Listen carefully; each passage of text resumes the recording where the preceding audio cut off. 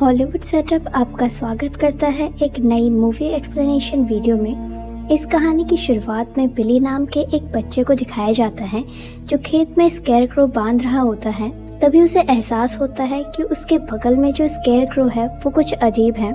जब वो उसके पास जाता है तो वो देखता है कि उसका पंजा हिल रहा है। वो चिल्लाते हुए उस जगह से भागना शुरू करता है। पास ही में काम कर रहे उसके भाई और पिता उसे सुन लेते हैं और वो भी बिली की तरफ भागना शुरू करते हैं। पर इससे पहले कि वो बिली तक पहुंचते, वो दरिंदा जिसे क्रीपर कहते हैं, वो बिली को उसके भाई और उसके पिता के आंखों के सामने उठाकर ले जाता है। ये क्रीपर जो बिली को उठाकर ले गया है, ये हर 23 साल में 23 दिनों के लिए जागता है और आज इसे जागे हुए 22 दिन हो चुके हैं, यानी कि इसके पास सिर्फ एक और दिन बचा है। अगले दिन एक स्कूल बस को दिखाया जाता है जिसमें बास्केटबॉल प्लेयर्स होते हैं। ये सब के सब एक सुनसान हाईवे से जा रहे होते हैं और तभी इनका बस का टायर फट जाता है। लेडी बस ड्राइवर और कोच गाड़ी से उतर के टायर को देखते हैं। वो देखते हैं कि उनके टायर में एक शैरगन गड़ा हुआ है। शैरगन एक प्रकार का हथियार होता है जिसे पुराने जमाने में हाथों से बनाया करते थे। और जब वो शैरगन को देखते हैं तो उसके बीचों बीच इंसान का एक दांत होता है। ये सब के सब बस के अंदर आ जाते हैं। इन्हें बस का टायर चेंज करने के लिए किसी की ज़रूरत है, पर इस जगह किसी को ढूंढ पाना बहुत ही ज़्यादा मुश्किल है। और तभी रेडियो पर खबर आती है कि यहाँ पर सदियों पुराना एक चर्च है जिस पे 300 से ज़्यादा लाशें मिली हैं और ये सब के सब एक दूसरे से जुड़ी हुई है। और जब बहुत देर तक कोई भी मदद नहीं आती तो ये बस को एक ही टायर से चलाना शुरू करते हैं। दरअसल बस के पीछे जो 2 टायर्स होते हैं उनमें से सिर्फ एक ही टायर फटा था। वहीं दूसरी तरफ बिली के भाई और उसके पिता को दिखाया जाता है जो अपनी गाड़ी में हथियार लगा रहे होते हैं क्योंकि वो उस हैवान को मारना चाहते हैं। अब स्कूल बस धीरे धीरे आगे बढ़ रही होती है। स्कूल बस जिसमें एक चेयर लीडर होती है जिसका नाम मिकी होता है। मिकी को विजन आते हैं। वो उसमें बिली को और एक और लड़की को देखती है। इन दोनों को उसी हैवान ने मारा है और ये दोनों उसे इशारा कर रहे होते हैं कि आगे खतरा है। और तभी खेतों से भागता हुआ एक काला साया दिखता है और ये साया और कोई नहीं बल्कि क्रीपर है। वो इनकी बस की तरफ कुछ चीज फेंकता है जिससे बस का दूसरा टायर भी फट जाता है। और तभी मिकी को होश आता है और वो देखती है कि सच में उनकी बस का टायर फट चुका है। और जब लेडी ड्राइवर बस से नीचे उतरती है तो वो देखती है कि टायर पे वैसा ही शैरगन है जैसा पहले था। वो समझ जाती है कि कोई इन्हें चेस कर रहा है। वो सब बच्चों को बस के अंदर जाने के लिए कहते हैं। इनका जो कोच होता है वो सड़क पर पटाखे जलाना शुरू करता है। ये इमरजेंसी पटाखे होते हैं जिससे धुआं और रोशनी प्रकट होती है। ये एक तरह के मदद का संदेश है। पर जब वो पटाखे जला रहा होता है तभी वो क्रीपर आसमान से आता है और वो कोच को उठाकर ले जाता है। यहाँ पर किसी को भी समझ में नहीं आता कि वो कोच गया कहाँ।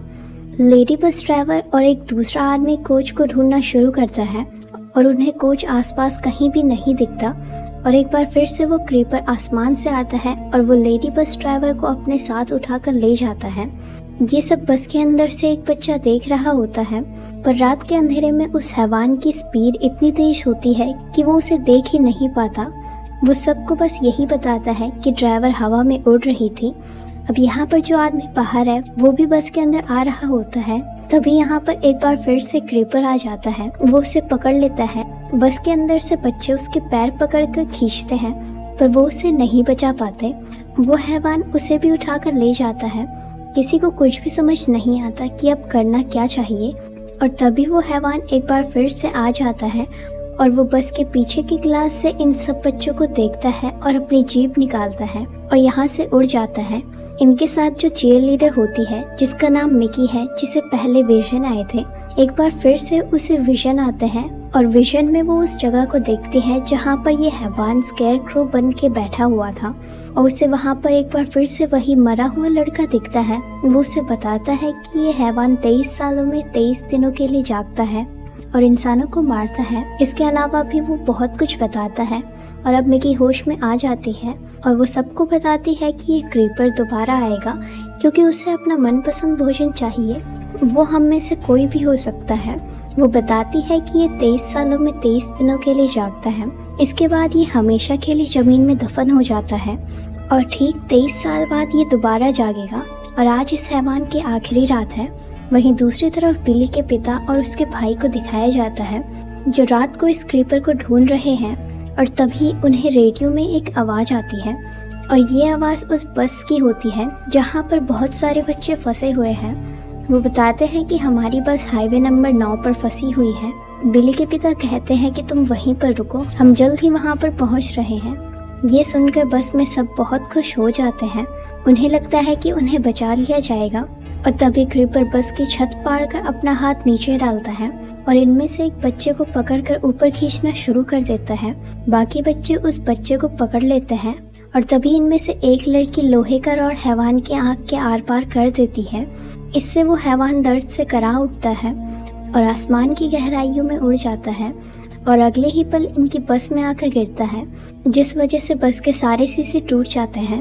वो हैवान बस के आगे गिरा होता है। ये सब दरवाजे खोलने की बहुत कोशिश करते हैं पर सभी दरवाजे जाम हो चुके हैं, कोई भी दरवाज़ा नहीं खुल रहा होता और वो हैवान इनमें से एक और बच्चे को मारकर यहाँ से उड़ जाता है। अब ये सब डिसाइड करते हैं कि इनका बस में रहना सुरक्षित नहीं है, इसीलिए दरवाज़ा खोल के ये सब के सब बस से बाहर निकल जाते हैं। पर अब भी एक बच्चा बस के अंदर होता है और तभी जो बच्चे बाहर होते हैं उन्हें चांद के सामने साया दिखता है और ये साया उसी क्रीपर उसी हैवान का होता है। ये सब बस की तरफ भागना शुरू करते हैं पर बस के अंदर जो लड़का होता है वो बस का दरवाज़ा नहीं खोलता, इसीलिए इन सबको खुले में भागना पड़ता है। इसी दौरान वो हैवान इनका शिकार करना शुरू करता है। वो अपने शैरिगन से कुछ को मार देता है। अब जो बचे हुए बच्चे हैं वो इधर उधर हो जाते हैं। तभी यहाँ पर बिली के डैड पहुँच जाते हैं। उन्हें वहाँ पर एक लड़की मिलती है। वो उससे पूछते हैं कि क्या तुम उसी बस से हो जिससे हमें मैसेज मिला था। वो कहती है कि हाँ, पर अब वहाँ जाने का कोई फ़ायदा नहीं है, वहाँ से सब भाग चुके हैं। वैसे भी उस हैवान को मारा नहीं जा सकता। बिली के पिता कहते हैं कि मैं उस हैवान को छोड़ूंगा नहीं। वो उस लड़की को जीप में बिठाते हैं और खुद जीप के पीछे खड़े हो जाते हैं।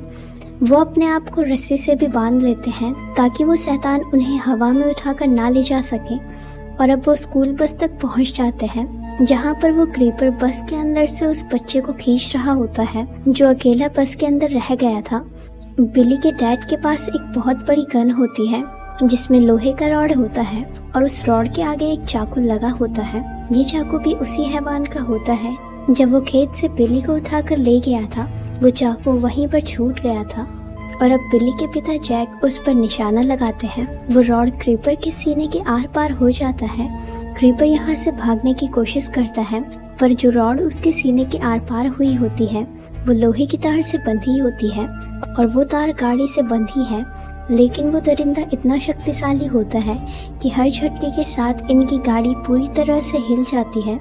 जैक अपने बेटे से कहता है कि गाड़ी को बस के पास ले जाओ ताकि वो हैवान गाड़ी को हवा में उड़ा ना पाए। जैक का बेटा गाड़ी को बस के पास ले जाता है और अगले ही पल हैवान उस रॉड को अपने शरीर से निकाल लेता है और इनकी तरफ फेंकता है, पर ये सब के सब बच जाते हैं। जैक एक बार फिर से रॉड को अपनी गन में फिट करता है और बिल्ली के पिता जैक को उस पर निशाना लगाते हैं और इनका निशाना एक बार फिर से बिल्कुल सही जगह पर लगता है। वो क्रीपर झाड़ियों में गिर जाता है और कुछ ही देर के लिए वो पूरी तरह से खामोश हो जाता है। सबको लगता है कि वो मर गया है और अगले ही पल वो हैवान आसमान की तरफ उड़ना शुरू कर देता है और इनकी गाड़ी भी आसमान में उड़ना शुरू हो जाती है। पर इससे पहले कि इनकी गाड़ी पलटती, जैक और उसका बेटा गाड़ी से उतर जाता है। वो हैवान उस जगह से निकल जाता है। वहीं दूसरी तरफ दिखाया जाता है कि बस से भागकर 3 बच्चे एक जगह बैठे होते हैं। तभी उन्हें एक गाड़ी दिखती है और जब ये तीनों गाड़ी के पास जाते हैं तो देखते हैं कि चाबी उसी के अंदर होती है। पर इससे पहले कि ये गाड़ी के अंदर बैठते, वो हैवान इनकी तरफ आना शुरू हो जाता है। इसीलिए इनमें से एक को गाड़ी के पीछे बैठना पड़ता है और वो क्रीपर उसे मारना चाहता है, पर उसके पास एक गन होती है। वो उससे उस क्रीपर पर कई गोलियां भी चलाता है पर इसे मारा नहीं जा सकता। अब वो क्रीपर उनकी गाड़ी के नज़दीक आ जाता है और तभी वो लड़का जो गाड़ी चला रहा होता है वो लड़की को गाड़ी से धक्का दे देता है और पीछे जो लड़का होता है वो उसे कहता है कि तुम नीचे झुक जाओ। इसके बाद वो गाड़ी के ब्रेक लगा देता है जिससे गाड़ी वहीं पर रुक जाती है और वो क्रीपर जो इनके पीछे पूरी स्पीड में उड़ रहा था वो गाड़ी का शीशा तोड़ते हुए आर पार निकल जाता है। पीछे जो लड़का बैठा हुआ था वो भी जख्मी हो चुका है।